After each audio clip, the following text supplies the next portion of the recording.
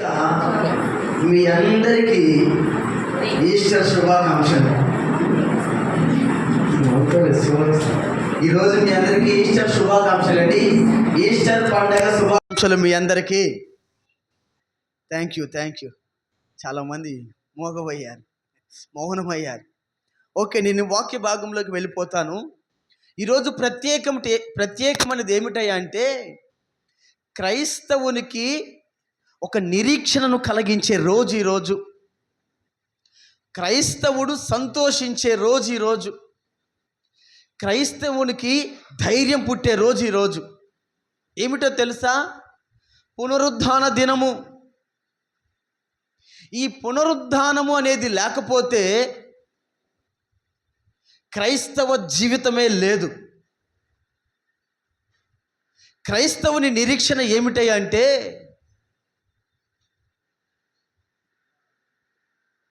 ప్రతి మనిషి పుడతాడు, చనిపోతాడు. ఈ రెండు మాత్రమే జరుగుతూ ఉంటాయి. కానీ యేసుక్రీస్తు ప్రభుల వారి జీవితంలో ప్రత్యేకమైనది ఏందో తెలుసా? అందరిలాగే ఆయన పుట్టారు. అందరి మనుషుల వలె లేఖనాలు నెరవేర్పు కొరకు ఆయన మరణించారు. ఎప్పుడు? నేను గుడ్ ఫ్రైడే రోజున. మనుషులకు ఆయనకు వ్యత్యాసం ఏందో తెలుసా? ఆయన మరణించి మరలా తిరిగి లేచాడు. కొట్టు చప్పట్లో దేవునికి స్తోత్రం. యేసుక్రీస్తు ప్రభుల వారిలో ఉన్న ప్రత్యేకత ఏమిటంటే, అందరిలాగే పుట్టారు కానీ పరిశుద్ధంగా పుట్టారు. అందరిలాగే చనిపోయారు కానీ అందరి వలె కాక పునరుద్ధానుడై మరలా తిరిగి లేచాడు. అది ఆయనలో ఉన్న గొప్పతనం. మార్తా, మరియా వీరి తమ్ముడైన లాజరు కూడా పుట్టాడు, చనిపోయాడు. 4 రోజులు సమాధిలో పెట్టబడిన తర్వాత మరలా తిరిగి దేవుని నోటి మాటను బట్టి మరలా తిరిగి బ్రతికాడు. కానీ మార్తా, మరియా తమ్ముడైన లాజరు మరలా చనిపోయాడు. కానీ యేసుక్రీస్తు ప్రభుల వారు పునరుద్ధానుడై తిరిగి లేచిన తర్వాత ఆయనకు మరణమే లేదు. హల్లెలూయా. ఆయనకు మరణమే లేదు. సృష్టిలో చాలామంది జ్ఞానులు, రాజులు, యోగ్యులు, భాగ్యులు, ధన్యులు ఎందరో ఉన్నారు. అందరికీ పుట్టుక ఉంది, అందరికీ చావు ఉంది. కానీ పునరుద్ధానం చాలామందికి లేదు. చాలామందికి ఏంది? భూమి మీద యేసుక్రీస్తు ప్రభుల వారికి తప్ప అందరికీ మరణం ఉంది, కానీ ఎవరికి పునరుద్ధానం లేదు. నేను గొప్ప అని చెప్పుకుంటున్న ఎవరికీ లేదు పునరుద్ధానము. ఒక యేసుక్రీస్తు ప్రభుల వారికి మాత్రమే ఉంది. ఆయన మరణము, ఆయన పునరుద్ధానం దేని కొరకో తెలుసా? నీకు నాకు నిరీక్షణ కొరకు. దేవునికి స్తోత్రం. ఇదిగో, ఈ పూట నువ్వు ధైర్యపరచబడాలి. ఈ పూట నీకు నిరీక్షణ కలగాలి. ఏమిటో తెలుసా? యేసుక్రీస్తు ప్రభుల వారు ఎలా అయితే పునరుద్ధానుడై తిరిగి లేచాడో, అలాగనే మనము కూడా ఒకరోజు పునరుద్ధానమును పొందబోతూ ఉన్నాము. ఆమేన్. ఎవరు పునరుద్ధానము పొందుతారంటే, ఈ పునరుద్ధానము ఎవరి యందు నిలిచి ఉంది అంటే, క్రీస్తు యేసునందు మాత్రమే నిలిచి ఉంది. ఇంకా సృష్టిలో ఎక్కడా లేదు, ఎక్కడా సృష్టిలో లేదు. ఒక క్రీస్తు యేసు ద్వారా మాత్రమే పునరుద్ధానం ఉంది. ఇంకంతే. ఈ పునరుద్ధానము నుంచి కొన్ని విషయాలు మీకు జ్ఞాపకం చేయాలని ఆశపడుతూ ఉన్నాను. ఈ పునరుద్ధానంలో కొన్ని ప్రత్యేకతలు ఉన్నాయండి. 3 వ్యక్తులను మీకు జ్ఞాపకం చేయాలని ఆశపడుతూ ఉన్నాను. ఈ పునరుద్ధానమునకు ప్రత్యేకమైన వ్యక్తి ఒక అతను ఉన్నారు. అతని పేరు చూడండి, పరిశుద్ధ గ్రంథంలో నుండి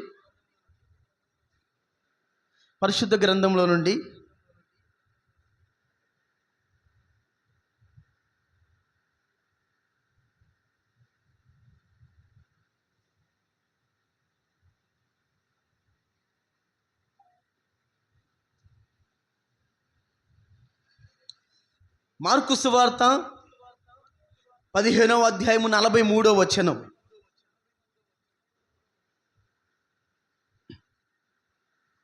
మార్కు సువార్త 15వ అధ్యాయం 43వ వచనాన్ని చదువుదాం. మార్కు సువార్త 15వ అధ్యాయం 43వ వచనం, పేజీ నంబర్ 48, కొత్త నిబంధన. గనుక సాయంకాలం అయినప్పుడు అరిమతయి యోసేపు తెగించి పిలాతు నొద్దకు వెళ్ళి యేసు దేహము తనకిమ్మని అడిగాను. అతడు ఘనత వహించిన ఒక సభ్యుడై దేవుని రాజ్యము కొరకు ఎదురు చూచువాడు. ఆమేన్. చూడండి, ఇక్కడ అరిమతయి అనే ఒక ప్రాంతానికి సంబంధించిన ఒక వ్యక్తి, అతని పేరు యోసేపు. అతని పేరండి యోసేపు. ఈ యోసేపు అనే వ్యక్తి ఘనుడంట. ఎలా, ఎటువంటి ఘనుడంటే ప్రధానులలో అతడు ఒక సభ్యుడంట. అంటే ఉన్నతమైన స్థాయి కలిగిన వాడు. ఇతని గురించి మత్తయి సువార్తలో కూడా ఒక చోట రాయబడి ఉంది. చూడండి, 27వ అధ్యాయము, మత్తయి సువార్త 27వ అధ్యాయము 57వ వచనం. మత్తయి సువార్త 27వ అధ్యాయం 57వ వచనం, పేజీ నెంబర్ 30. యేసు శిష్యుడుగా నున్న అరిమతయి యోసేపు అని ఒక ధనవంతుడు సాయంకాలం అయినప్పుడు వచ్చి పిలాతు వద్దకు వెళ్ళి యేసు దేహమును తనకిమ్మని అడగగా పిలాతు దానిని అతనికి అప్పగింపని ఆజ్ఞాపించాను. యేసేపు ఆ దేహమును తీసుకుని శుభ్రమైన నారబట్టతో చుట్టి. ఇక్కడ ఈ అరిమతయి యోసేపుని గురించి ఏమని రాయబడి ఉందంటే, ఇతడు ఒక ధనవంతుడంట. ఇందాక మార్కు సువార్తలోనేమో భక్తుడన్నాడు, అతడు గొప్పవాడు అన్నాడు. అధికారుల్లో ఒక సభ్యుడని రాయబడి ఉంది. అక్కడ ఈ మత్తయి సువార్త 27వ అధ్యాయం 57వ వచనంలో ఏమని రాయబడి ఉందంటే, ఇతడు ఒక ధనవంతుడు. ఇంకొక చోట చూడండి, యోహాను సువార్త 19వ అధ్యాయము 38వ వచనం. యోహాను సువార్త 19వ అధ్యాయము 38వ వచనం. యోహాను సువార్త 19వ అధ్యాయం 38వ వచనం, పేజీ నంబర్ 101. అటు తరువాత యూదుల భయము వలన రహస్యముగా యేసు శిష్యుడైన అరిమతయి యోసేపు తాను యేసు దేహమును తీసుకొని పోవుటకు పిలాతు వద్ద సెలవడిగాను. పిలాతు సెలవిచ్చిన గనుక అతడు వచ్చి యేసు దేహమును తీసుకొని పోయాను. చూడండి, ఇక్కడ ఇతని గురించి ఏమని రాయబడి ఉందంటే, అటు తర్వాత యూదుల భయము వలన రహస్యముగా యేసు శిష్యుడైనా, ఈ ధనవంతుడైనా, ఈ ఘనుడైనా, గొప్పవాడైనా ఈ అరిమతయి యోసేపు దేవునికి రహస్య శిష్యుడు. రహస్యముగా శిష్యరికం చేస్తూ ఉన్నాడు. కానీ యేసుక్రీస్తు ప్రభువుల వారు ఎప్పుడైతే మరణమయ్యారో వెంటనే అప్పటి వరకు రహస్యముగా దాచబడిన ఈ యోసేపు అప్పుడు ధైర్యం చేసి బయటకు వచ్చాడు. బయటకు వచ్చి ఈ ధనవంతుడైన వ్యక్తి ఒక మంచి కార్యం చేశాడండి. మన దైవందన జీవితంలో, మన భక్తి కలిగిన అనుభవంలో ఇది చాలా ప్రాముఖ్యమైనది. ఏమిటయ్యా అంటే, ఇతడు ధనవంతుడు కనుక ఇతడు ఒక కొండ ఒకదానిని కొన్నాడు. కొని ఆ కొండను సమాధిలాగా తయారు చేయించాడు. అంటే ఒక గృహలాగా తయారు చేయించాడు. దేని కొరకంటే, ఈ గృహ దేని కొరకయ్యా అంటే, ఈ అరిమతయి యోసేపు చనిపోతే అతన్ని ఆ గృహలో సమాధి చేయాలనేది తన ఆశ. మన వాళ్ళు కూడా అక్కడక్కడ మనం చూస్తూ ఉంటాం. ఆ మధ్యకాలంలో ఒక రోజున ఉదయకాల సమయమున నేను వాకింగ్ చేద్దామని అలా చాలల్లో అలా అటువైపు నడుచుకుంటూ వెళ్తుంటేనండి, ఆ మధ్యలో 2 సమాధులు ఉన్నాయండి. 2 సమాధులు ఉన్నాయి. అదేదో పండగంట, ఆ రోజు నాకు తెలియదు, అదేదో పండగంట. ఒక ఆమె తెల్ల చీర కట్టుకొని ఆ సమాధి మీద పూలు చల్లుతూ ఉంది. సడన్గా చీకట్లో ఆమెను చూడంగానే నాకు భయం వేసింది. తెల్ల చీర కట్టుకొని అలా సమాధి మీద పూలు చల్లుతూ ఉంది. మనమేమో వాకింగ్ చేసేవాళ్ళం, ఎవరు ఎక్కడేమి ఉన్నారని చూసుకుంటూ వెళ్తామా? వెళ్ళం కదా. వాకింగ్ చేసుకుంటా వెళ్ళంగానే ఆ తెల్ల చీర అయ్యేసరికి కరెక్ట్గా కళ్ళల్లో పడింది. కళ్ళల్లో పడంగానే ఆమెను చూడంగానే, అయ్యి బాబాయ్ ఏముంది, చీకట్లో తెల్ల చీర చూస్తే ఏమన్నా ఉందండి, గుండె ఆగిపోదు. నాకు కొంచెం భయమేసింది. భయమేసి కొంచెం ఒక 2 అడుగులు ముందుకెళ్ళగానే అన్న వందనాలు అన్న అంటుంది. నీ వందనాలు పాడుగాను. ఏందమ్మా పొద్దున్న ఏడున్నావంటే, అన్న ఈరోజు సమాధుల పండగ అన్నా. సమాధుల పండుగ కంట సమాధుల మీద పూలు చల్లడానికి వచ్చిందంట. ఆమె పండగతో పాడుగాను నా ప్రాణానికి వచ్చింది అది. చూడండి, ఈయన కూడా ఒక సమాధిని తయారు చేయించాడు. ఎందుకు? తను చనిపోతే ఆ సమాధిలో పెట్టాలని. మన వాళ్ళు కూడా పొలాలు ఉన్న వాళ్ళు, స్థలాలు ఉన్న వాళ్ళు ఏం చేస్తారంటే వారి సొంత పొలాలలో, సొంత స్థలాలలోనే సమాధులు కట్టించుకుంటూ ఉంటారు. ఎందుకంటే దేవుడు వారికి ఇచ్చిన భాగ్యం అది, దేవుడు వారికి ఇచ్చిన కృప అది. అయితే ఈ అరిమతయి యోసేపు కూడా ఒక పొలము కొని అందులో ఉన్న రాయిని చెక్కించి ఒక గృహలాగా తయారు చేసి ఆ తయారు చేయబడిన ఆ గృహలో తన సమాధిని పెట్టాలి అనేది తన ఆశ.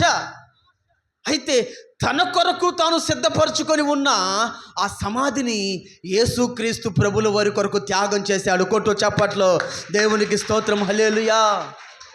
దేవుని బిడ్డలుగా, ఆత్మీయులుగా మన దైవందన జీవితంలో ఇదిగో మనం కలిగి ఉండవలసిన అనుభవం ఏమిటో తెలుసా? త్యాగపూరితమైన అనుభవాన్ని మనం కలిగి ఉండాలి. ఏం కలిగి ఉండాలండి? త్యాగపూరితమైన అనుభవం. దేవుని కొరకు మనము కొన్ని త్యాగం చేయాలి.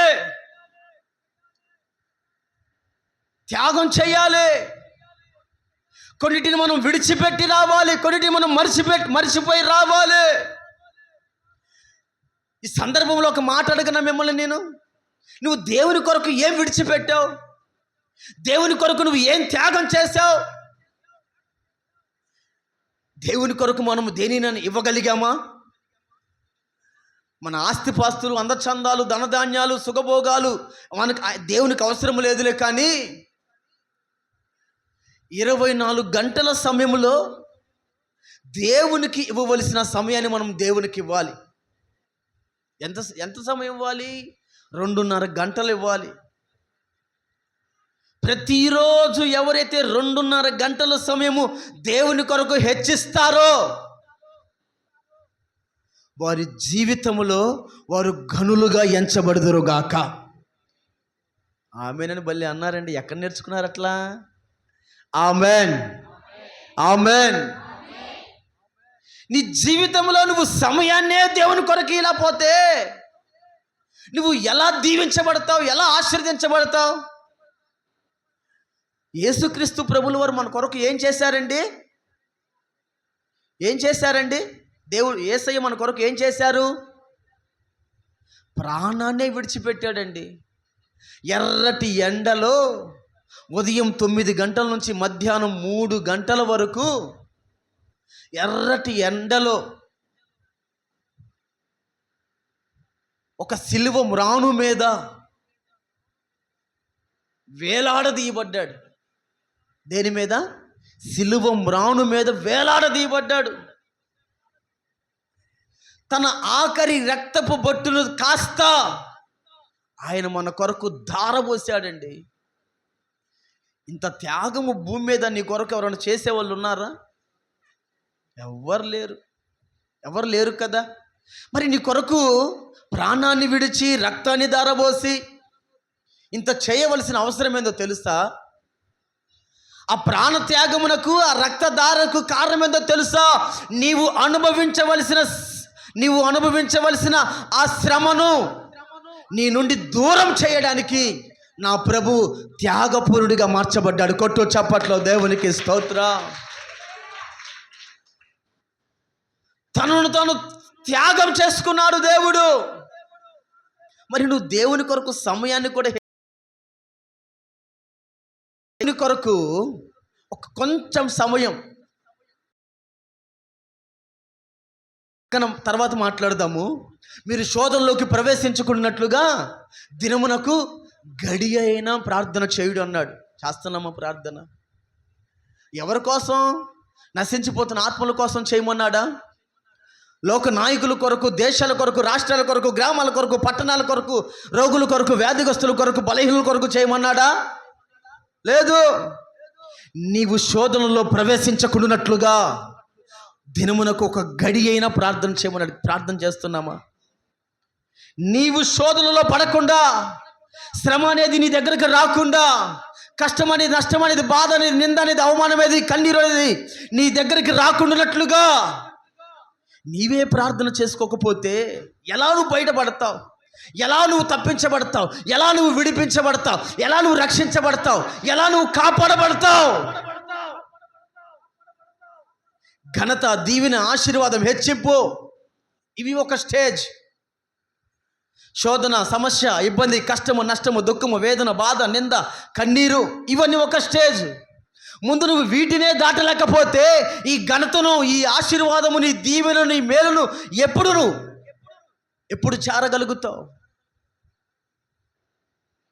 ఒక వ్యక్తి నీటుగా, చక్కగా, శుభ్రంగా కనిపించాలంటే ముందు తను ఉన్న ఆ ప్రతికూలమైన పరిస్థితి నుంచి, తన కంటిన ఆ మలినమైన జీవితం నుండి బయటికి రావాలి కదా. నీ కంటిన మురికి అలా ఉంటే నువ్వు ఎలా ఘనత పొందగలవు? ఆ మురికి నుండి, ఆ పాపము నుండి, ఆ అపవిత్ర నుంచి మొదట నువ్వు బయటికి రావాలి. నువ్వు రావాలి అంటే మొదట 1 గంట ప్రార్థన చేయాలి రోజు మొత్తంలోనండి. నా ప్రారంభ దినాల్లో ఈ గంట ప్రార్థన ఎలా చేసేవాడినో తెలుసా? ఉదయం లెగంగాల్ని 20 నిమిషాలు ప్రార్థన చేసేవాడిని. వినండి ఈ మాట, ఉదయం లెగంగాల్ని 20 నిమిషాలు ప్రార్థన చేసేవాడిని. సాయంత్రం పని నుంచి రాగాల్నే మరలా ఒక 20 నిమిషాలు ప్రార్థన చేసేవాడిని. మరలా నిద్రపోయే ముందు ఒక 20 నిమిషాలు ప్రార్థన చేసేవాడిని. అయిపోయింది గంట. గంటకి ఎన్ని నిమిషాలండి? 70 కదా? 60? ఎప్పుడు మార్చారలా? 60ఏనా? 3 20 60 సరిపోయింది. మొదట మనము పరిశుద్ధపరచబడాలి. మొదట మనం శుద్ధి చేయబడాలి. మొదట మనము నీతిమంతులుగా మార్చబడాలి. నీవు నీతిమంతునిగా మార్చబడకుండా, నీవు పరిశుద్ధపరచబడకుండా, నీవు దీవెన, ఆశీర్వాదము, మేలు, అభివృద్ధి అవి పొందడం అనేది అసాధ్యం.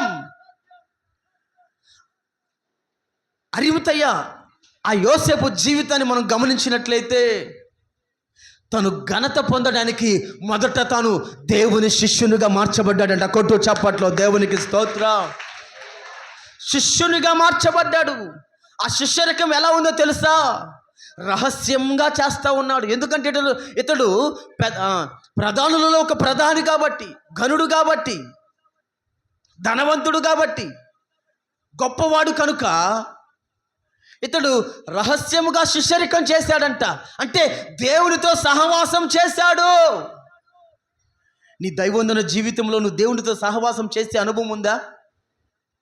నా ప్రియులారా, దేవునితో మనము సహవాసము చేయగలుగుతున్నామా? ప్రార్థన జీవితము మనకు అలవాటు ఉందా? ఇప్పుడు కానీ నేను ఒక ప్రశ్న కానీ అడిగితే కొందరు ముఖాలు మౌనమైపోతారు. ఉదయాన్నే లేచి ప్రార్థన చేశారు అని నేను అడిగాను అనుకో, అడగనులే. అడిగితే నీ ముఖం చిన్నబోతుంది అనుకో, నేను అడగను. అడిగానే అనుకో, ప్రార్థన చేశావా అంటే చేశానన్నా అని ధైర్యముగా దేవుని మందిరంలో చెయ్యి చాపగలిగారు ఎంతమంది ఉంటారు? మీరేం చేయి చాపొద్దు, నా దగ్గర గిఫ్ట్లు లేవు. మీరు కానీ ఉదయం కానీ లేచి ప్రార్థన చేసినట్లయితే రహస్యమందు చూచుచున్న నా తండ్రి మీకు ప్రతిఫలం ఇచ్చునుగాక. సేవకుని నోటి మాట జరుగునుగాక. నా దేవుని ప్రతిఫలమును మీరు పొందెదరుగాక. ఆమేన్, ఆమేన్. ఇప్పుడు అనుకుంటారు కొంతమంది, అయ్యో ఈరోజే చేయకుండా వచ్చానే, రోజే చేస్తారు అనుకుంటారు మీరు చాలామంది. ఈరోజే చేయకుండా వచ్చానే అనుకుంటారు మీరు చాలామంది. నిజమే, దేవుడు ఎప్పుడు వస్తారు అనేది మీకు అని చెప్పొస్తారు అనుకున్నారేంది? ఫోన్ చేసి వస్తాడు అనుకున్నారా? లేకపోతే ఉత్తరం వేసి వస్తాడు అనుకున్నారా? ఆయన దొంగ వలే వచ్చునని లేఖనం సెలవిస్తూ ఉంది. అది ఏ గడియో ఎవరికి తెలియదని సెలవిస్తూ ఉంది బైబిల్. కనుక ప్రతి దినము మనము సిద్ధపాటు కలిగి ఉండాలి. ఆమేన్, హల్లెలూయా. చేతులు చాలలో పెట్టి వచ్చినట్టున్నారు కదా. అమ్మో ఈ సాల్ నాది. అందరూ బస్సుల్లో కానీ ఖర్చు వేస్తారు చూడండి. ఖర్చు వేస్తే ఆ సీట్ ఏమైందండి? ఖర్చు ఎవరేస్తే ఆ సీటు వాళ్ళదైంది. మీరు కూడా చాలలో పెట్టి వచ్చి ఉంటారు, ఈ సాల్ నాది, ఈ చైన్ నాది అని. మళ్ళీ మీ చేతులు కనిపించకపోతే ఎవరన్నా వచ్చి ఎంతక్క సాలు, అమ్మ 1500, 2 రోజులు కోసేస్తున్నారా? ఒక్కరోజు ఈయన అంత సంపాదించిన, మరి అదే జీవితం అదే బతుకు, మరి కారణం ఏందో తెలుసా? నీ సంపాదన నీకు అక్కడికి రావాలి అంటే, నీ స్థితి ఉన్నతముగా మార్చబడాలి అంటే దేవుడితో మనము సహవాసం చేయాలి. ఆమేన్. దేవుడితో మనము అనుబంధాన్ని పెంచాలి. గమనించండి, ఈ అరిమతయ్య యోసేపు అనే వ్యక్తి తన కొరకు సిద్ధపరుచుకుంది కాస్త దేవుని కొరకు త్యాగం చేయగలిగాడు. ఆ త్యాగపూరితమైన జీవితాన్ని చూసిన దేవుడు ఇదిగో ఈ పరిశుద్ధ గ్రంథములో ఆ వ్యక్తిని నిలపగలిగాడు. దేవునికి స్తోత్రం, హల్లెలూయా. నీ జీవితము నా జీవితము ఘనముగా ఎంచబడాలి అంటే ఏం చేయాలో తెలుసా? మనము కూడా దేవునికి శిష్యులుగా మార్చబడాలి. నిజముగా ఈ అరిమతయ్య యోసేపు కానీ తన కొరకు సిద్ధపరచుకున్న ఆ సమాధిని కానీ యేసుక్రీస్తు ప్రభుల వారి కొరకు హెచ్చించకపోతే ఆయన ఎక్కడ సమాధి చేసేవారో తెలుసా? సమాధుల తోటలో సమాధి చేసేవారు. సమాధులు తోటలో సమాధి చేస్తే ఎన్ని ఇబ్బందులు వచ్చాయో తెలుసా? యేసుక్రీస్తు ప్రభుల వారి శిష్యులు యేసుక్రీస్తు ప్రభుల వారు తను చనిపోకముందే ప్రవచనం చెప్పారు. ఏమని? నేను ఇప్పుడు చనిపోతున్నాను, మరలా తిరిగి 3వ దినమున లేచెదనని చెప్పాడు. ఎవరు ఆయన శరీరమును దొంగిలించకుండానే ఉదయమున పొద్దుకు ఇంకా తెల్లవారక మునిపే ఆయన మహిమ శరీరమును ధరించి పునరుద్ధానుడై తిరిగి లేచాడు. దేవునికి స్తోత్రం. ఆ సమయంలో అక్కడున్న శిష్యులు ఏమని సాక్ష్యం ఇచ్చారో తెలుసా? యేసు శరీరాన్ని వారి శిష్యులు దొంగిలించారు అన్నారు. లేదు, కొందరు ఏమన్నారో తెలుసా? యేసయ్యను సమాధి చేసింది ఒక సమాధిలో, వీరు వెతుకుతుంది ఇంకొక సమాధిలో అన్నారు. వాస్తవానికండి యేసుక్రీస్తు ప్రభుల వారిని సమాధి తోటలో ఆ దొడ్డిలో సమాధి చేస్తే ఈ సమాధి కాక ఆ సమాధిలో చూశారు అని అనుకోవచ్చు. కానీ యేసయ్యను సమాధి చేసిన చోట ఆ చుట్టుపక్కల ప్రాంతంలో ఎక్కడ సమాధులు లేవు. అప్పుడే సిద్ధపరచబడిన కొత్త సమాధి. దానిని కొందరు వ్యక్తులు అంటున్నారు ప్రైవేట్, అంటే సొంతముగా ఏర్పరచుకున్న సమాధి. రకరకాల నిందలు, రకరకాల అవమానాలు, రకరకాల మాటలు తన సమాధిని గురించి పలకబడ్డాయి. ఆ మాటలన్నీ, ఆ నిందలన్నీ కొట్టివేయబడడానికి కారణమేదో తెలుసా? ఈ అరిమతయ్య యోసేపు తన కొరకు సిద్ధపరచుకున్న తన సమాధిని యేసుకు అనుగ్రహించడమే. దేవునికి స్తోత్రం.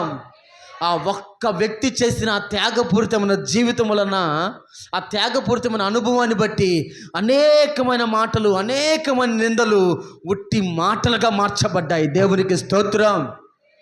నీ జీవితంలో, నీ కుటుంబంలో ఎన్నో శ్రమలు, శోధనలు, ఇబ్బందులు, కష్టాలు, నష్టము, దుఃఖము, వేదన, బాధ, అవమానము, ప్రతికూలమైన పరిస్థితి, ఇవన్నీ నీ జీవితంలో చోటు చేసుకున్నాయా? ఇవన్నీ పోవాలి అంటే నువ్వేం చేయాలో తెలుసా? నీ జీవితంలో నీవు కూడా త్యాగపూరితమైన అనుభవాన్ని కలిగి ఉండాలి. ఏం చేయాలి? త్యాగం. ఏం చేయాలి? ఈ అరిమతయ్య యోసేపు ఏమిచ్చాడు? ధనాన్ని హెచ్చించాడా? ఏమి హెచ్చించాడు? తన కొరకు సిద్ధపరచుకున్న సమాధిని హెచ్చించాడు. అలాగని నీవు కూడా దేవుని కొరకు సమయాన్ని హెచ్చించాలి. ప్రార్థన జీవితానికి సమయాన్ని హెచ్చించాలి. ప్రార్థన నిన్ను పరిమళ వాసనగా మారుస్తుంది. హల్లెలూయా. ప్రార్థన నిన్ను ప్రకాశింపచేస్తుంది. ప్రార్థన నిన్ను వికసింపచేస్తుంది. ఈ రోజుల్లో చాలామంది శ్రమల పాలవడానికి కారణం ఏందో తెలుసా? చాలామంది ఇబ్బందులు పాలవడానికి కారణం ఏందో తెలుసా? ప్రార్థనకు సమయం లేకపోవడమే, ప్రార్థన జీవితం లేకపోవడమే. తిన్నా తినకపోయినా ఉన్నా లేకున్నా నువ్వు ప్రార్థన చేసి చూడు, నేటి దినము నుండి నువ్వు సమృద్ధిని అనుభవించేదవుగాక. ఎప్పుడు సమృద్ధి? ప్రార్థనలో సమృద్ధి. భక్తుడు పాట పాడారు కదా, ప్రార్థన వలనే పయనము, ప్రార్థనే ప్రాకారము, ప్రార్థన లేనిదే పరాజయం. ప్రభువా ప్రార్థన నేర్పయ్యా, ప్రార్థించకుండా నేనుండలేనయ్యా. గత 3-4 రోజుల నుంచి నా హృదయం ప్రేరేపిస్తూ ఉంది, ప్రార్థన, ఈ పాట విను అని. ఎందుకంటే ప్రార్థనలో నాటునది పెళ్ళగించుట అసాధ్యము, ప్రార్థనలో పొందకపోవుట నువ్వు ప్రార్థన చేయి. నువ్వు ప్రార్థన చేస్తే ఏం జరిగిందో తెలుసా? నువ్వు ప్రార్థనలో దేనినైతే అడుగుతావో అది నిశ్చయముగా నువ్వు పొందేదవుగాక. చెప్పు, నీ పక్కన వాళ్ళతో చెప్పండి, నువ్వు ప్రార్థన చేస్తూ ఉండగా వారి కుడి చేతులు మీ కుడి చేయి వేసి చెప్పండి, వారి చేతుల్లో మీ చేయి వేసి చెప్పండి, నీవు ప్రార్థన చేస్తూ ఉండగా. కొంతమంది పెదాలు కదులుతున్న సౌండ్ బయటికి రాట్లా. చెప్పండి, నువ్వు ప్రార్థన చేస్తూ ఉండగా ఏదైతే అడుగుతావో అది నువ్వు పొందేదవుగాక. అమ్మా చెప్పేటప్పుడు వాళ్ళ మొఖాలు చూడండి అమ్మా, ఎలా ఏం పలుకుతున్నారు. చెప్పేటప్పుడు వాళ్ళ మొఖాలు చూడండి, పెదాలు కదులుతున్నాయి కానీ సౌండ్ బయటికి రాట్లా. అరే యేసు రక్తమే జయం. ఇంకా అయిపోలేదు మిరగాయలు, రాత్రి అంతా అక్కడ ఉండొచ్చినట్టు ఇక్కడ రెస్ట్ తీసుకుంటున్నారు. యేసయ్యా హల్లెలూయా. దేవునికి స్తోత్రం. ఏం జరగాలి? నువ్వు ప్రార్థనలో ఏదైతే అడుగుతావో అది నిశ్చయముగా పొందేదవుగాక. నువ్వు ప్రార్థనలో ఏదైతే అడుగుతావో అది నీకు అనుగ్రహించబడునుగాక. ఆమేన్. అరిమితయ్య యోసేపు త్యాగపూరితమైన జీవితాన్ని చేశాడు. నీలో ఒక త్యాగం కనపడాలి. ఏంటంటే నువ్వు ప్రార్థన చేయాలి, అదే త్యాగం. ఇంకంతే. మొదట నువ్వు ప్రార్థన చేసి చూడు, నీ జీవితంలో అన్నీ నువ్వు పొందుదావు. ఆమేన్. రెండవది, ఈ పునరుద్ధానమునకు ఒక ప్రత్యేకమైన అనుభవం ఎవరిదయ్యా అంటే మగ్దలేని మరియా. ఏమిటంట? ఈ మగ్దలేని మరియను గురించి కొన్ని మాటలు మీకు జ్ఞాపకం చేస్తాను. ఇది రెండవ మాట, గమనించండి. ఇది రెండవ మాట. ఈమెను గురించి బైబిల్ ఏమైనా సెలవిస్తుందంటే యోహాను సువార్త 20వ అధ్యాయం చూడండి అన్న, చూడండి. యోహాను సువార్త అమ్మ మొదటి వచనమా? మైక్లో చదవరా, మైక్లో పేజీ నెంబర్ చెప్పండి. యోహాను సువార్త 20వ అధ్యాయం మొదటి వచనం. ఆదివారం ఇంకా చీకటిగా ఉన్నప్పుడు మగ్దలేని మరియా పెందల కాడే సమాధి యొద్దకు వచ్చి. చూడండి, ఇక్కడ లేఖనం సెలవిస్తూ ఉంది, ఆదివారమున ఇంకను చీకటిగా ఉన్నప్పుడు మగ్దలేనే మరియా పెందలకడ సమాధి యొద్దకు వచ్చి సమాధి మీద ఉండిన రాయి తీయబడి ఉండుట చూచెను. చూడండి, గమనించండి ప్రియులారా, ఇది ఆత్మీయ జీవితానికి ఆశీర్వాదకరమైన అనుభవం. ఇది ఆత్మీయ జీవితానికి మేలుకరమైన అనుభవం. ఆత్మీయ జీవితంలో ఇదిగో ఈ పెందల కడన అనే మాట చాలా ఆశీర్వాదం. ఏ మాట అండి? పెందల కడన అంటే ఇంకా చీకటిగా ఉండగానే, అంటే ఇంకా తెల్లవారక మునిపే. దైవజనులు స్టీఫెన్ ఆయన పేరేందమ్మా, స్టీవెన్సన్ గారు ఒక పాట పాడారు. తెల్లగా తెల్లవారక మునుపే, తొలికోడి కూయక మునుపే, లేచినాడు యేసుదేవుడు. పాడొచ్చుగా. గెలిచినాడు సమాధిని. ఏం గెలిచాడు? సమాధిని గెలిచాడు, మరణాన్ని గెలిచాడు. ఎప్పుడు గెలిచాడు? తెల్లవారుజామున. కొన్ని విషయాలు మీకు జ్ఞాపకం చేస్తాను, జాగ్రత్తగా ఆలకించండి. ఈ మగ్దలేని మరియ కొన్ని సుగంధ ద్రవ్యములు తీసుకొని యేసయ్య సమాధి యొద్దకు చీకటిలోనే వెళ్తుంది. అబ్బా, ఎప్పుడంటండి? చీకటిలో వెళ్ళిందంట. మీరు ఎప్పుడు వచ్చారు మందిరానికి?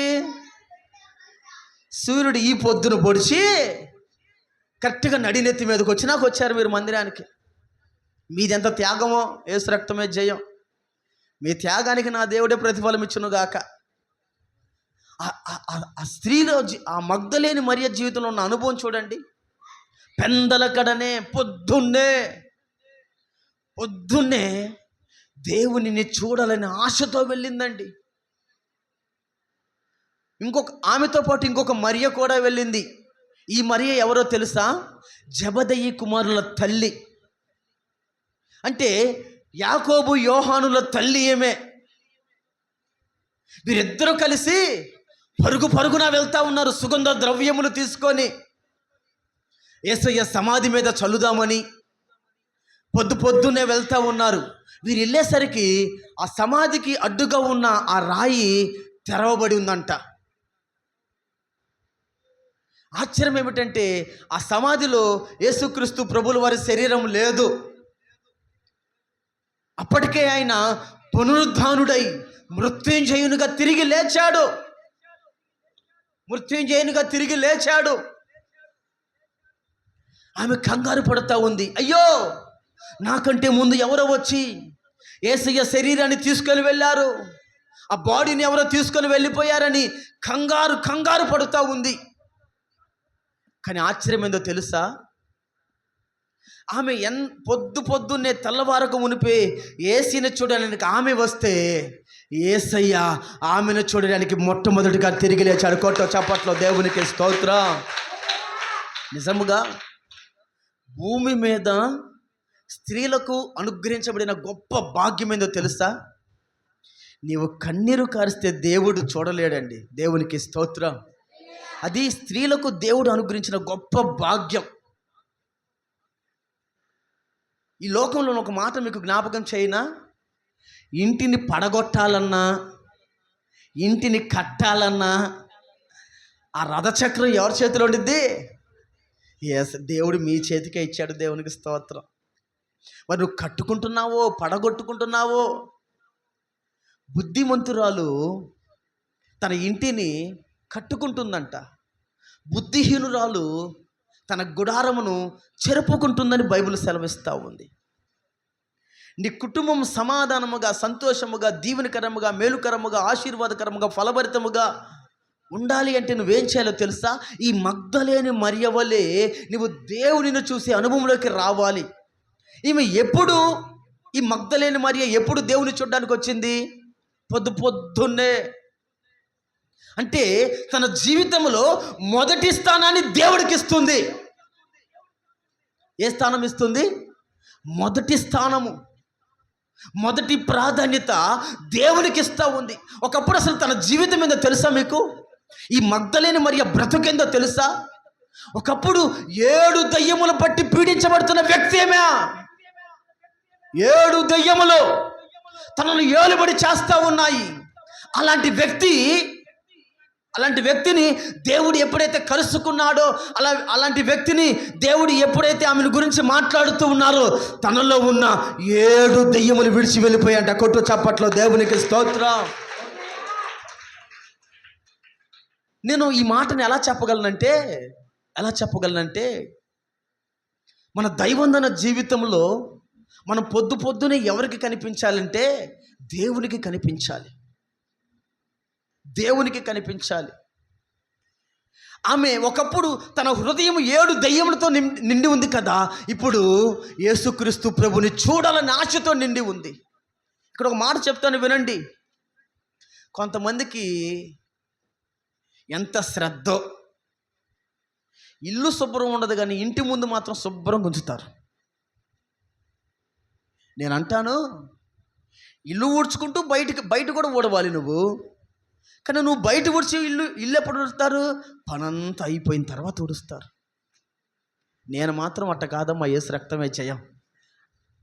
నేనేం చేస్తాను తెలుసా? ముందు ప్రార్థనలో కూర్చోవాలి అంటే ముందు నా ప్రార్థన గదిని శుభ్రం చేస్తా. తెలుసా మీకు? నీవున్న స్థలము పరిశుద్ధపరచబడాలి, యోగ్యమైనదిగా అర్హమైనదిగా మార్చబడాలి. అన్నం వండుతారా ఇంటికాడా? మేము కాదన్న వండేది, ఈ మధ్య స్టైలు ట్రెండ్ మారిందన్న, వాళ్ళు వండుతున్నారు అంటారా? ఎవరు వండుతున్నారు ఇంటికాడ అన్నం? మీరేగా. ఎక్కడో గొప్పవాళ్ళు ధన్యులు ఉంటారు ఇంట్లో వాళ్ళ చేత వండించేవాళ్ళు. నువ్వు ముందు బయట శుభ్రం చేస్తావా, లోపల శుభ్రం చేస్తావా? నీకు ఏది ప్రాముఖ్యం? పాత్ర బయట ఎలా ఉన్నా కానీ ముందు లోపల శుభ్రంగా ఉండాలి, అవునా కదా? అలాగనే బయట మన అంతరంగము బయట మన బాహ్యం కాదు శుభ్రం చేసుకోవాల్సింది, అది కూడా శుభ్రంగానే ఉండాలి, నేను కాదనట్లా. కానీ నీ అంతరంగము పరిశుభ్రంగా లేకుండా నువ్వు బాహ్యముగా ఎంత శుభ్రంగా ఉన్నా ఎవరికి ఉపయోగం? అవునా కదా? నీ అంతరంగం శుభ్రం చేసుకో, నీ అంతరంగం పరిశుద్ధపరచుకో. ఈ మగ్దలేని మరియ ఒకప్పుడు 7 దయ్యాల చేత పీడించబడింది కనుక ఆమె లోకము పాపము తన జీవితంలో చోటు చేసుకుంది. కానీ ఎప్పుడైతే యేసుని కలుసుకుందో అప్పుడు దేవుడు తనలో ఉన్న ప్రతి చీకటి శక్తి నుంచి ఆమెను విడిపించాడు. ఇప్పుడు తను దేని కొరకు ఎదురు చూస్తుందో తెలుసా? యేసును చూడాలనే ఆశ తనలో పరితపిస్తూ ఉంది. ఆశతో ఆమె పరితపిస్తూ ఉంది. నా ప్రియులారా, మగ్దలేని మరియ పరిశుద్ధ గ్రంథములో లెక్కించబడడానికి కారణం ఏందో తెలుసా? తన హృదయంలో ఉన్న ఆశను బట్టి దేవుడు ఆమెను పరిశుద్ధ గ్రంథములో చేర్చాడు. దేవునికి స్తోత్రం. అంటే గొప్ప వ్యక్తి, ధన్యురాలు, ఏమే. మన జీవితంలో మనము కూడా గొప్పవారిగా మార్చబడాలి అంటే ఇప్పుడు వరకు లోకాన్ని, పాపాన్ని, లోక భోగములు అనుభవించడానికి మనం పరితపించి ఉన్నామేమో. నేటి దినము నుండి యేసును కలుసుకోవాలనే ఆశతో మనం బ్రతికదముగాక. యేసుతో జీవించాలనే ఆశ మనలో అధికమగునుగాక. అట్టి కార్యమును పరిశుద్ధాత్ముడు మనలో స్థిరపరచునుగాక. అట్టి కార్యమును పరిశుద్ధాత్ముడు మనలో బలపరచునుగాక. ఆమేన్. ఆమె ఎప్పుడైతే యేసును చూడాలని ఆశతో ఉందో అప్పుడు యేసయ్యే ఆమెను చూడడానికి ముందుగా వచ్చాడు. ఆయన పునరుద్ధానుడై తిరిగి లేచిన తర్వాత మొట్టమొదటిగా ఎవరికి కనిపించాడో తెలుసా? మగ్దలేని మరియకే కనిపించాడు. మగ్దలేని మరియకు ప్రత్యక్షమయ్యాడు. తనను తను కనపరుచుకుంటూ ఉన్నాడు. యేసు ఎవరికి తోడుగా ఉంటాడో తెలుసా? ఎవరి పక్షమై వ్యాజ్యమాడతాడో తెలుసా? ఎవరికి విజయం ఇస్తాడో తెలుసా? ఎవరి జీవితంలో అపజయము నుండి వారిని విడిపిస్తాడో తెలుసా? యేసును చూడాలని ఆశ, యేసును చేరాలని ఆశ, ఆయనతో మాట్లాడాలని ఆశ.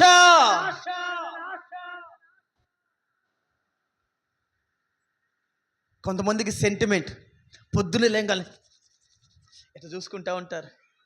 ఏం కలిసి వచ్చిందమ్మా? ఇప్పుడు దాకా చూసే ఉంటావుగా, ఏమైనా కలిసి వచ్చిందా? పొద్దున్నే క్యారేజ్ కట్టుకొని వెళ్ళక తప్పట్లేదుగా. నువ్వు ఎన్నిసార్లు అరిచేతులు చూసినా పొద్దున్న లేంగాలి అమ్మాయి అమ్మాయి అమ్మాయి ఇట్రా ఇట్రా ఇట్రా అంటారు. పొద్దున్నే లేకుండానే వీళ్ళని పిలుస్తూ ఉంటారు. ఎందుకు? వాళ్ళ ముఖం చూస్తే కలిసి వచ్చింది, వీళ్ళ ముఖం చూస్తే కలిసి వచ్చిద్ది అని. నేనంటాను, రోజు చూసే ముఖం ఎన్నిసార్లు చూసినా ఏంది నీకు కలిసి వచ్చేది? రోజు చూసే ముఖాన్ని కాదు కానీ కలువరి సిలువలో నీ కొరకు ప్రాణ త్యాగం చేసిన నా ప్రభు ముఖాన్ని చూడడానికి ప్రయత్నించు. దేవునికి స్తోత్రం. అదిగో కలువరి సిలువలో అతి సుందరుడైన దేవుడిని కొరకు రిక్తునిగా మార్చబడ్డాడు కదా. ఆయనతో మాట్లాడడానికి నువ్వు ఇష్టపడగలిగినట్లయితే, ఆయన ముఖానికని నువ్వు చూడగలిగినట్లయితే, ఆయన స్వరానికని నువ్వు వినగలిగినట్లయితే నీ చరిత్ర మారిపోతుంది, నీ జీవితపు స్టైల్ మారిపోతుంది, నీ నడవడి మారిపోతుంది, నీ స్థాయి మారిపోతుంది. అట్టి కృపను నా దేవుడు నీకు దయచేయునుగాక. అట్టి కార్యమును పరిశుద్ధాత్ముడు ఈ మధ్యాహ్న వేళ సమయంలో నీ జీవితంలో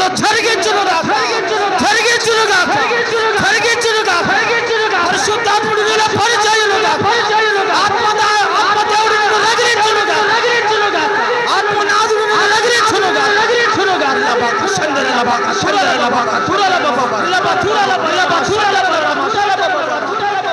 ఆత్మనాథుడిని నేటి దినము నుండి నీలో పరిచయునుగా.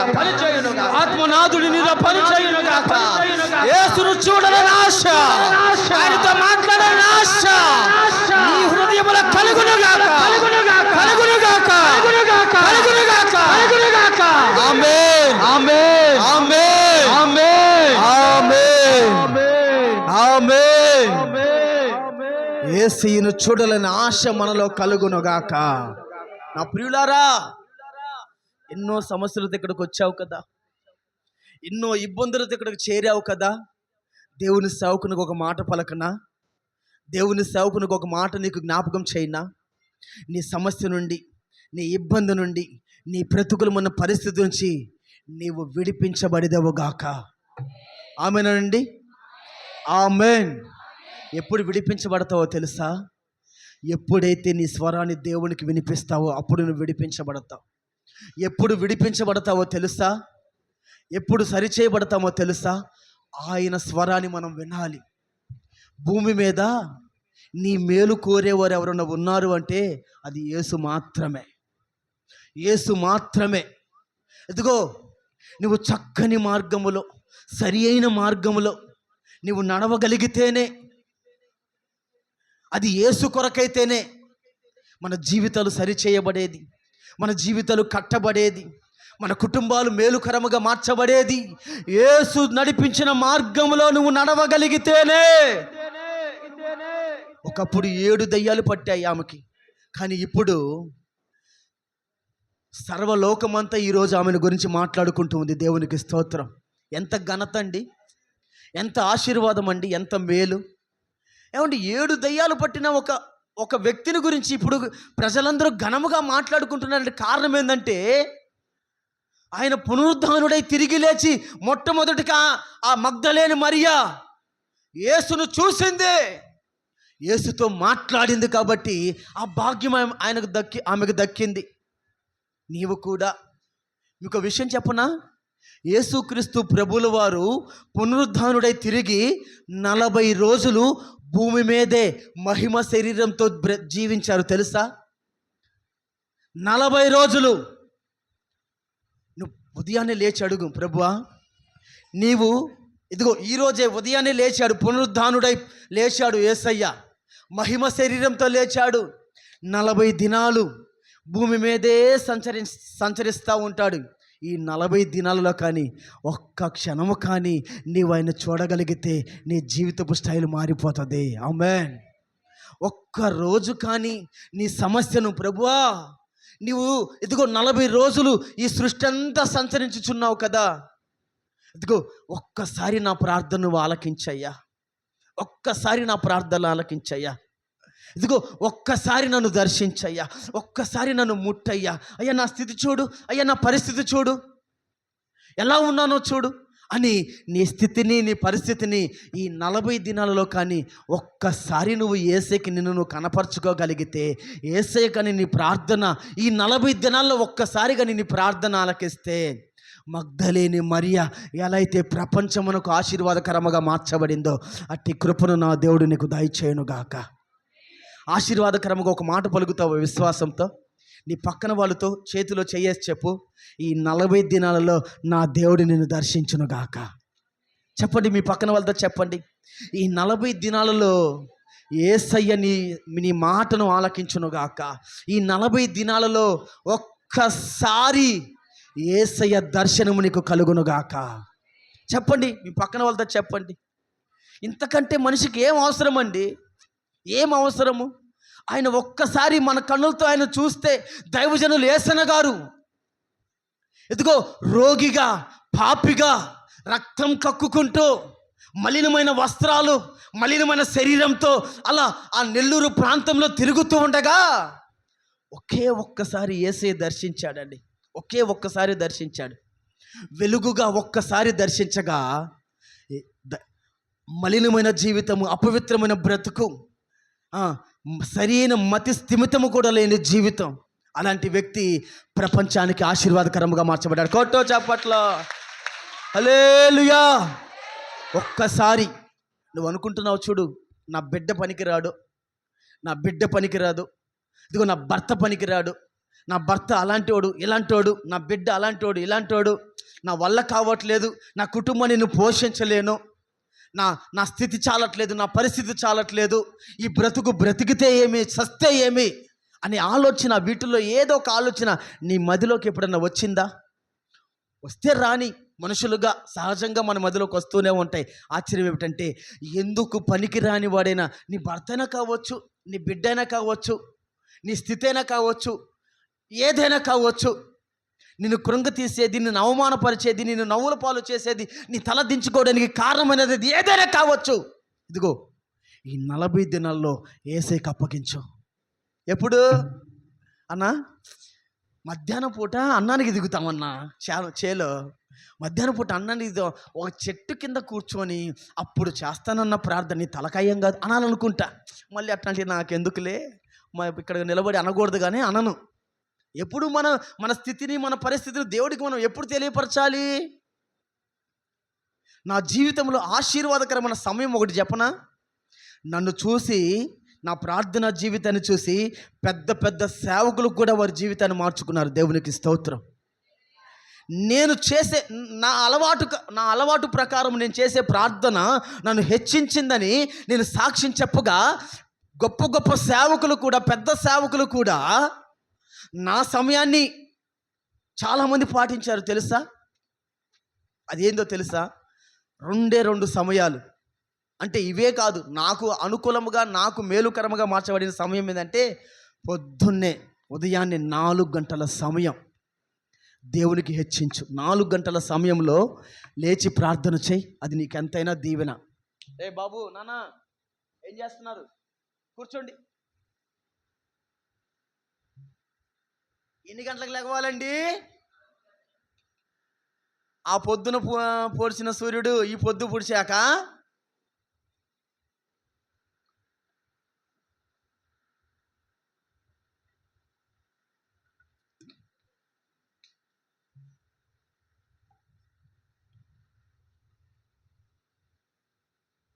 4 గంటలకి, ఉదయం 4 గంటలకు లేచి చూడండి. నీకు కుదిరినంత సమయం ప్రార్థన చేయి. నేటి దినము నుండి మన జీవితాలు మేలుకరముగా మార్చబడును గాక. మరలా సాయంత్రం 6 గంటలకే, ఎన్ని పనులైనా ఉండని 6 గంటల సమయంలో పనులన్నీ పక్కన పెట్టేసేసి ఆ సమయం ప్రార్థన చేయడానికి ప్రయత్నించు. నీవు మోయలేని దీవెనను మోసేదవుగాక, నీవు భరించలేని ఆశీర్వాదమును పొందేదవుగాక. ఆమెను చెప్పిన వాళ్ళకి మాత్రమే జరుగును గాక, మిగతా వాళ్ళందరూ నోరు చేసుకొని చూచను గాక. ఆమెను చెప్పండి. ఆమెన్. మోయలేని ఆశీర్వాదం అబ్రహాం పొందలా? ఈ ఒక్క మాట కొంచెం ఎగ్రీ ఉండి, అది ఆయన తాత సొత్త, దేవుని దగ్గరికి వచ్చినాకే ఇచ్చింది. అవునా కదా? ఖచ్చితంగా మనం అనుభవించదముగాక. క్రమక్రమముగా దేవుడే మనల్ని ఉన్నతమైన స్థాయికి, స్థితికి ఎక్కించునుగాక. ఆమెన్. 2 విషయాలు చెప్పా. మొదట అరిమితయి, యోసేపు. ఏ యోసేపు? అరిమితయి అనేది ఒక ప్రాంతం పేరు, అది ఆ ప్రాంతానికి సంబంధించిన యోసేపు. రెండవది మగ్దలేనే మరియా, తన పేరు అది. మూడవది ఎవరో కాదు, మన రోల్ మోడల్ యేసుక్రీస్తు ప్రభుల వారే. ఆయన ఒక మాట పలికాడండి, నన్ను బలపరిచిన మాట. ప్రకటన గ్రంథము 1వ అధ్యాయం 18వ వచనం. ప్రకటన గ్రంథము 1వ అధ్యాయం 18వ వచనం, పేజీ నంబర్ 227. అమ్మ చదవండి. అమ్మ రావట్లేదా మైక్? కొంచెం రావట్లేదా? నేను మొదటివాడును కడపటివాడును, జీవించువాడును, మృతుడనైతిని గాని ఇదిగో యుగ యుగములు సజీవుడునై ఉన్నాను, మరియు మరణము యొక్కయు పాతాళ లోకము యొక్కయు తాళప చెవులు నా స్వాధీనంలో ఉన్నవి. ఆమేన్. థ్యాంక్ యూ అమ్మా, గాడ్ బ్లెస్ యు. చూడండి, ఇక్కడ లేఖనం సెలవిస్తూ ఉందండి, నేను మొదటివాడను కడపటివాడను, నేను జీవించువాడను, మృతుడనైతిని గాని ఇదిగో యుగ యుగములకు నేను సజీవుడనై ఉన్నాను. మన దేవుడు ఎవరు? సజీవుడు.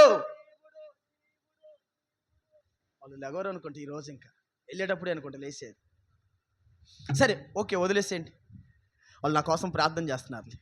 దీర్ఘ ప్రార్థన. గమనించండి, మన దేవుడు ఎవరంటే సజీవుడు, నిత్యము బ్రతికి ఉన్నవాడే.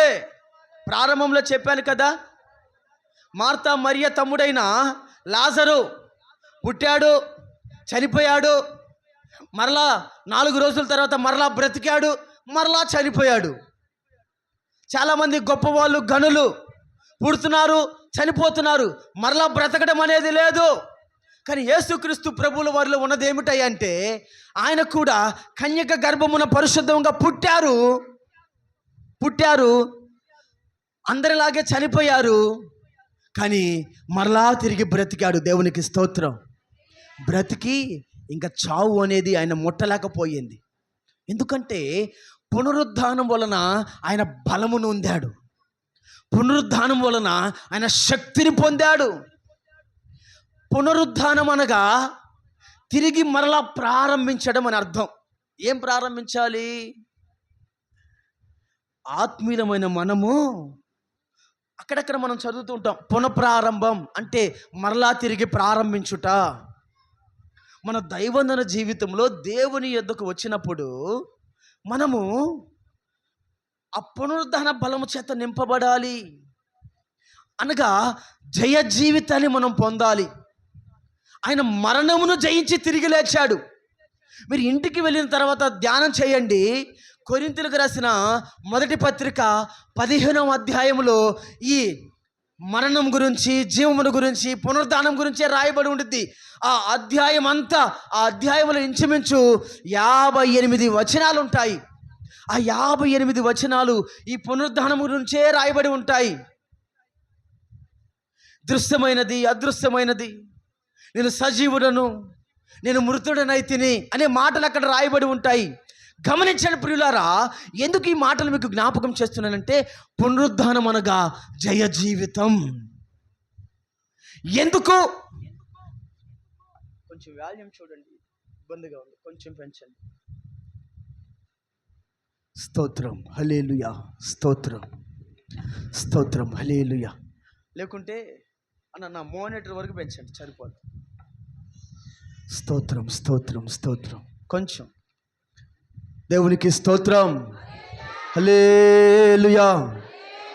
అసలు దేవుడు మనకి ఎందుకు పునరుద్ధానమును కనపరిచారో తెలుసా? క్రైస్తవులమైన మనలకు ఒక నిరీక్షణను కలగ చేయడానికి. ఒక నిరీక్షణ. ఏందా నిరీక్షణ?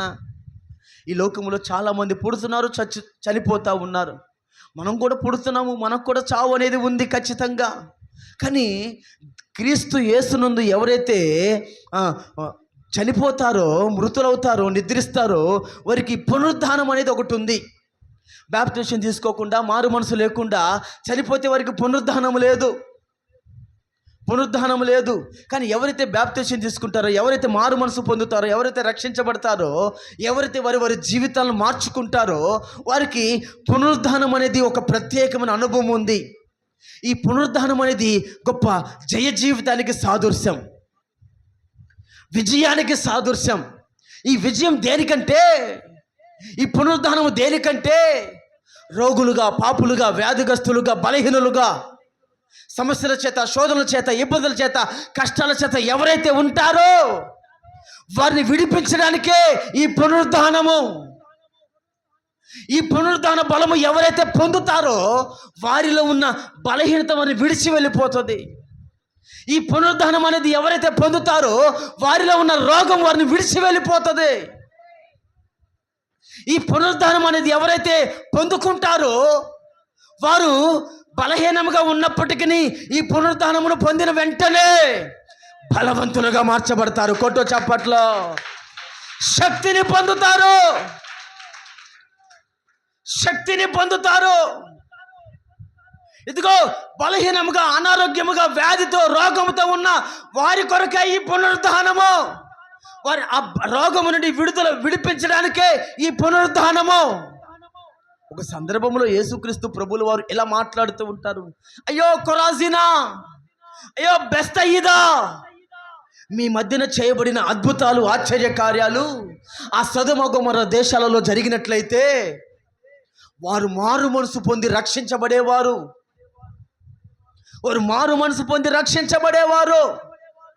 చూడండి, సందర్భం వచ్చింది కాబట్టి మీకు జ్ఞాపకం చేస్తూ ఉన్నా.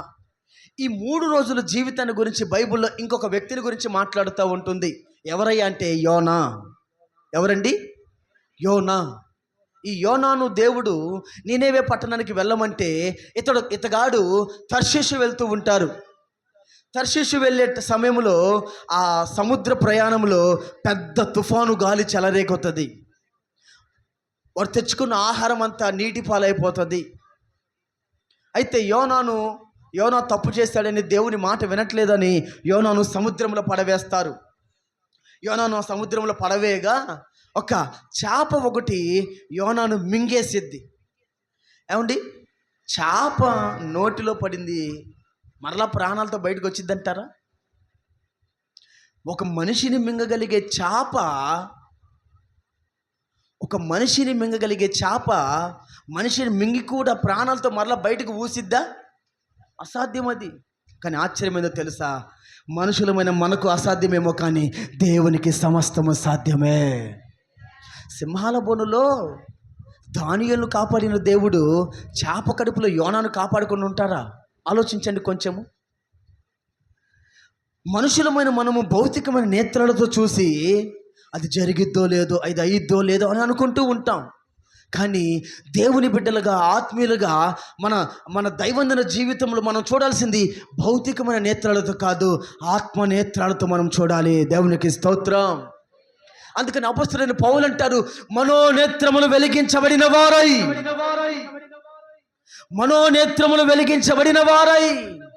మన దైవందిన జీవితంలో మనం భౌతికమైన నేత్రాలతో కాదు సృష్టిని చూడాల్సింది, మనోనేత్రములతో చూడాలి. మనోనేత్రములు అంటే నేత్రములు వెలిగించబడిన వారమై చూడాలి. ఒక సందర్భంలో ఇలా జరుగుతూ ఉంది. ఏమిటంటే, రాజులు రాసిన 2వ గ్రంథం 5వ అధ్యాయం 1వ వచనాన్ని మనం చూసినట్లయితే, తమ్ముడు సైలెంట్ వద్దు.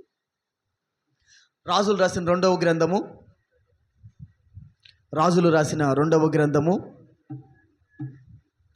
5వ అధ్యాయం 1వ వచనం.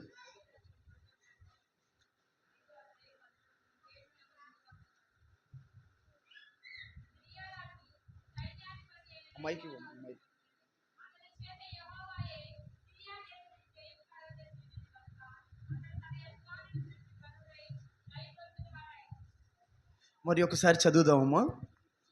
సిరియా రాజు సైన్యాధిపతి అయిన నయమాను అను ఒకడుండెను. అతని చేత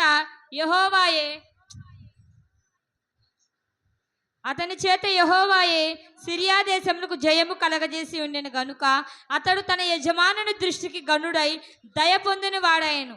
అతడు మహాపరాక్రమశాలి అయి ఉండెను గాని అతడు కుష్ఠిరోగి. చూడండి, ఇక్కడ సిరియా అనే ఒక ఉన్నతమైన దేశం అండి, పెద్ద దేశం అది. సిరియా దేశము చాలా ఉన్నతమైన దేశం. ఆ దేశానికి ఒక సైన్యాధిపతి ఉన్నాడు. అతడు బహు శౌర్యము కలిగిన వ్యక్తి, అంటే పరాక్రమశాలి, యుద్ధ వీరుడు. అతను యుద్ధ వీరుడు, మంచి బలాఢ్యుడు, యుద్ధ వీరుడు, ఒక సైన్యాధిపతి, అంత గొప్ప అధికారం కలిగిన వ్యక్తి.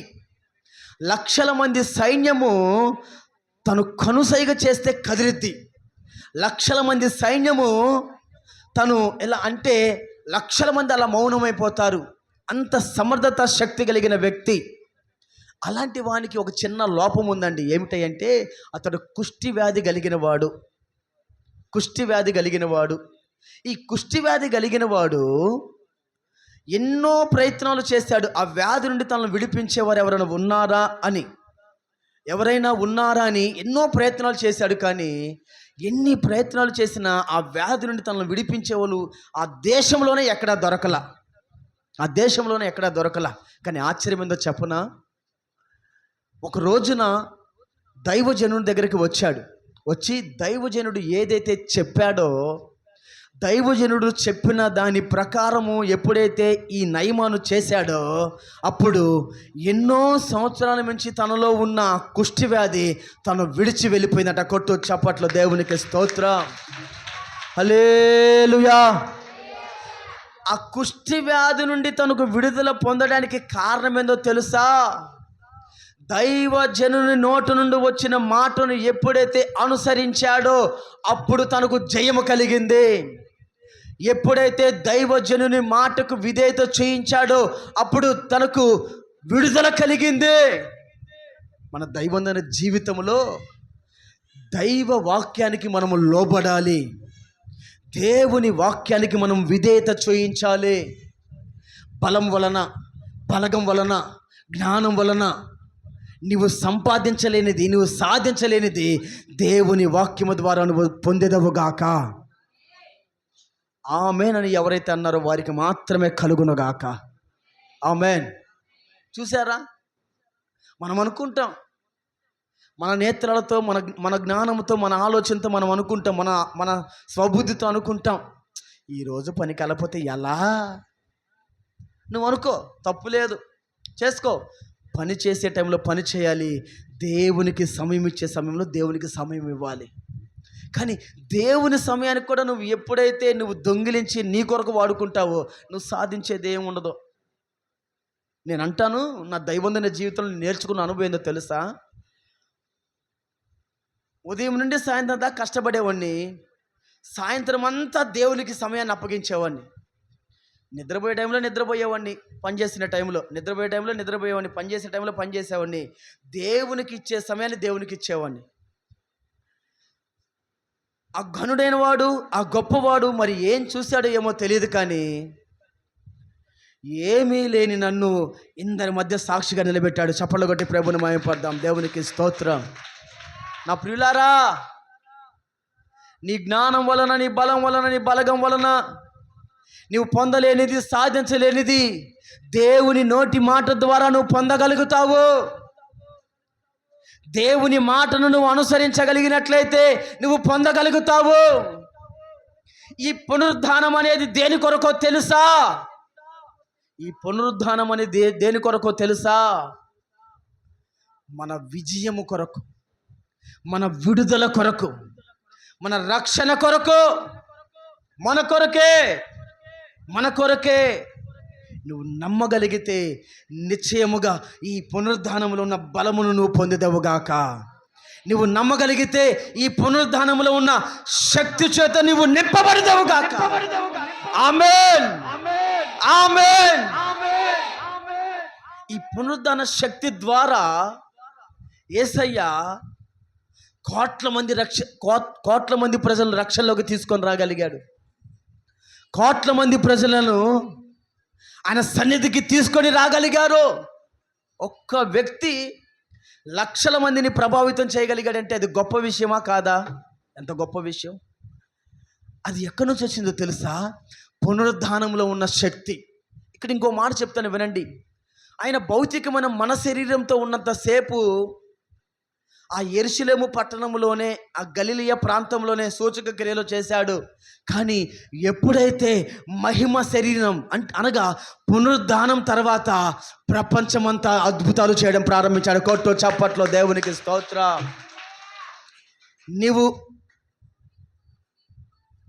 నువ్వు ఎప్పుడు అనేకులకు దీవెనకరంగా మార్చబడతావంటే ఈ భౌతికమైన శరీరంతో ఉన్నప్పుడు కాదు. ఈ భౌతికమైన శరీరము ఆ పునరుద్ధాన బలమును పొందాలి, ఆ పునరుద్ధాన శక్తిని పొందాలి. ఎలా వచ్చింది పాస్టర్ గారు? నీకు తెలియదు. నీవు మైమరచి ప్రార్థన చేయగలిగితే, నీవు మైమరచి ఆత్మచేత నింపబడగలిగితే, నీవు మైమరచి దేవుని కార్యాల కొరకు ఎదురు చూడగలిగితే అప్పుడు నీవు పునరుద్ధానములో ఉన్న బలాన్ని పొందగలుగుతావు. అప్పుడు నీవు పునరుద్ధాన శక్తిని పొందగలుగుతావు. ఒక చిన్న మాట చెప్పి నేను ముగింపులోకి వెళ్ళిపోతా. మీ అందరికీ బాగా తెలుసు, చిన్నప్పుడు అందరూ పాటించుంటారు. ఒక ఇనప ముక్క ఇంకొక ఇనప ముక్కను ఆకర్షించగలిగిద్దా? ఆకర్షించలేదు. కానీ ఒక ఇనప ముక్కను కాసేపు మ్యాగ్నెట్ దగ్గర మనం ఉంచామనుకోండి, అంటే అయస్కాంతం దగ్గర కాసేపు పెట్టామనుకో, ఆ అయస్కాంతంలో ఉన్న శక్తి ఏమీ లేని ఇనప ముక్కలోకి వచ్చింది. అప్పుడు ఈ ఇనప ముక్కను ఇంకొక ఇనప ముక్క దగ్గర తీసుకొస్తే 2 అటాచ్ అవుతాయి, 2 దగ్గర అవుతాయి. ఎప్పుడు చిన్నప్పుడు చేశారా మీరు? చేసుంటారులే, ఆడుకొని ఉంటారు అట్లా, అవునా కదా? ఒక అయస్కాంతంలో ఉన్న శక్తి ఒక ఇనప ముక్కలోకి ఎలా వచ్చిందో, దేవునితో ప్రార్థనతో మనం ఎక్కువగా ఎప్పుడైతే సహవాసం చేయగలుగుతామో, ఎక్కువ ప్రార్థన జీవితాన్ని మనం ఎప్పుడైతే కలిగి ఉండగలుగుతామో, అప్పుడు ఆయనలో ఉన్న శక్తి మనలోకి వచ్చింది. మనం బలహీనులమే, మనం ఏం చేయలేం. నువ్వు బలహీనుడివా బలవంతుడివా చెప్పు? కాసేపు కూర్చుంటే కాలు తిమ్మిరెక్కట్లా, కాసేపు రెస్ట్ లేకుండా పని చేస్తుంటే అలసిపోవట్లా, అవునా కదా? మరి నువ్వు బలవంతుడో బలహీనుడవా? బలహీనులమే. మనం వైపు మనం చూసుకున్నప్పుడు మనం బలహీనులమే, కానీ నీ వైపు కాదు, యేసు వైపు చూడాలి. ఆమేన్. ఏం చేయాలండి? పొద్దున్న లేసి ఎవరి ముఖం చూస్తావు? ఏమండే లే, ఈ నిద్ర మొహముడు ఇంతవరకు లేగోలా. ఆయన ముఖం ఈయన ముఖం కాదు నువ్వు చూడాల్సింది, యేసు ముఖము నువ్వు చూచెదవుగాక. అలా యేసయ్య ముఖం నిన్ను చూడగలిగితే ఏం జరిగిద్దో తెలుసా? అలా యేసయ్యతో నువ్వు మాట్లాడగలిగితే ఏం జరిగిద్దో తెలుసా? ఆయన స్వరాన్ని నువ్వు వినగలిగితే ఏం జరిగిద్దో తెలుసా? ఎందుకు పనికిరని ఇనప ముక్క వంటి మన జీవితాలు ఆకర్షణీయముగా బలవంతులుగా మనము మార్చబడదముగాక. అట్టి కృపను పరిశుద్ధాత్ముడు మీకు దయచేయనుగాక. మోకరించిన ప్రార్థన చేద్దాం. అడుగుతారా, ప్రభువా నేను ఎందుకు పనికిరాని ఇనప ముక్క వంటి వాడనయ్యా? మలినమైన జీవితము, భ్రష్టమైన జీవితము, నా తండ్రి నీ శక్తి చేత నన్ను నింపండి ప్రభువా. నీ పునరుద్ధాన బలము చేత, నీ పునరుద్ధాన శక్తి చేత నన్ను నింపండి. నీవు గాని పునరుద్ధాన బలమును పొందగలిగితే నీలో ఉన్న ప్రతి బలహీనత నేను విడిచిపోతుంది. నీవు కానీ పునరుద్ధాన శక్తి చేత నింపబడగలిగితే ఏమీ లేని నీవు గొప్ప శక్తిని పొందగలుగుతావు. అడుగు, ప్రభువా నీ శక్తితో నింపయ్యా, నీ బలముతో నింపయ్యా. నయమాను దైవజనుని నోటి మాటను బట్టి ఆ నైలు నదిలో మునగగా ప్రభువా తనలో ఉన్న బలహీనత అంతా తను విడిచిపెట్టి వెళ్ళిపోయిందయ్యా. తనలో ఉన్న బలహీనత అంతా తనను విడిచిపెట్టి వెళ్ళిపోయింది. మగ్దలేని మరియ 7 దెయ్యముల చేత పీడించబడుతున్న వ్యక్తి. అలాంటిది ఎప్పుడైతే నిన్ను కలుసుకుందో, ఎప్పుడైతే నువ్వు ఆమెతో మాట్లాడావో, ఆమె హృదయము తేటపరచబడింది ప్రభా. తనలో ఉన్న బలహీనత, అనారోగ్యం అంతా తను విడిచి వెళ్ళిపోయిందయ్యా. దర్శించయ్యా, నీ బిడ్డలను దర్శించు యేసయ్యా. ఒక్కసారి నీ బిడ్డలను దర్శించండి అయ్యా. ఎందరో ఇక్కడ బలహీనలతో ఇక్కడికి వచ్చారయ్యా. ఎందరో ఇక్కడికి అనారోగ్యంతో వచ్చారయ్యా. ఎందరో ఇక్కడ రోగంతో వచ్చారయ్యా. విడిపించయ్యా, నీ పునరుద్ధాన బలముతో వారిని నింపి ఆ బలహీనతను విడిపించయ్యా. నీ పునరుద్ధాన శక్తితో వారిని నింపి ఆ రోగములను విడిపించండి. విడిపించి విడుదల విడుదల విడుదల జయ జీవితమును దయచేయి ప్రభా. జయ జీవితమును దయచేయండి ప్రభా. రక్షణలోకి తీసుకొని రండి ప్రభా. మారు మనసును దయచేయండి ప్రభా. ఎవరెవరు ఏ బంధకం చేత బంధించబడ్డారో, ఎవరెవరు ఏ రోగం చేత నింపబడి ఉన్నారో ఆ రోగము నుండి విడిపించు, ఆ బలహీనత నుండి విడిపించు, ఆ వ్యాధి నుండి విడిపించు అయ్యా. నువ్వు విడిపించగలిగిన దేవుడవు, మరణమునే జయించగలిగిన దేవుడవు ఉన్నావు కనుక విడుదల కలుగునుగాక, విడుదల కలుగునుగాక, విడుదల కలుగునుగాక అయ్యా. రోగము నుండి విడుదల కలుగునుగాక, వ్యాధి నుండి విడుదల కలుగునుగాక, బలహీనత నుండి విడుదల కలుగునుగాక. ఇల్లబక షందరలబక తురలబబబరలమ ఇల్లబ తురలబరలమ షందరలబ తురలబబబరలమ. విడుదల ఇదిగో యేసు నామమునకు విడుదల, యేసు నామమునకు విడుదల, యేసు నామమునకు విడుదల. ఏ కన్నీటితో, ఏ సమస్యతో, ఏ వేదనతో, ఏ బాధతో ఇక్కడ నువ్వు నిలిచి ఉన్నా నీకు విడుదల కలుగునుగాక. నీకు విడుదల కలుగును గాక. ప్రార్థన చేయి అయ్యా, నాకు విడుదల దయచేయి అయ్యా, నాకు విడుదల దయచేయండి దేవా, నాకు విడుదల దయచేయండి దేవా, నాకు విడుదల దయచేయండి దేవా, విడుదల దయచేయండి దేవా. అదిగో యేసు నిన్ను విడిపిస్తున్నాడు, యేసు నిన్ను రక్షిస్తున్నాడు, యేసు నిన్ను బాగు చేస్తున్నాడు, యేసు నిన్ను రక్షిస్తున్నాడు. ఆయన కాపుదల నీ కుటుంబానికి కలుగును గాక, ఆయన రక్షణ నీకు కలుగును గాక, ఆయన క్షేమము నీకు కలుగును గాక. ఇల్లబక తురల బరలమ శందరల బతురల బబబరలమ ఇల్లబ తురల బరలమ శందరల బతురల బబబరలమ ఇల్లబ తురల బరలమ శందరల బ ఇల్లబ తురల బబబరలమ. యేసు నీ పునరుద్ధరణ బలముతో నింపు, నీ పునరుద్ధరణ శక్తితో నింపు. నింపండి దేవా, నింపండి దేవా. ఎన్నో సమస్యలు, ఎన్నో ఇబ్బందులతో నీ బిడ్డలు నీ సన్నిధిలో చేరి ఉన్నారయ్యా. నీవు కాక విరిపించే నాదుడు లేడయ్యా, నీవు కాక బాగు చేసే నాదుడు లేడయ్యా, నీవు కాక బలపరిచే నాదుడు లేడయ్యా. విడిపించండి, విడిపించు, నీ ప్రజలను విడిపించు, నీ ప్రజలను రక్షించు, నీ ప్రజల్ని కాపాడండి.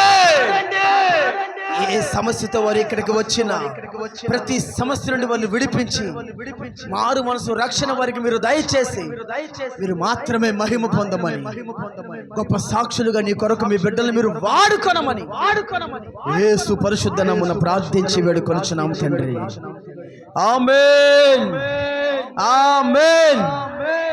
మన ప్రార్థన ఆలకించిన యేసయ్య తన కృప వెంబడి కృపను దయచేస్తున్నందుకు స్తోత్రం చెల్లిద్దాం. స్తోత్రములు, స్తోత్రములు, స్తోత్రములు, స్తోత్రములు, స్తోత్రములు, స్తోత్రములు. ఒక పాట పాడుతూ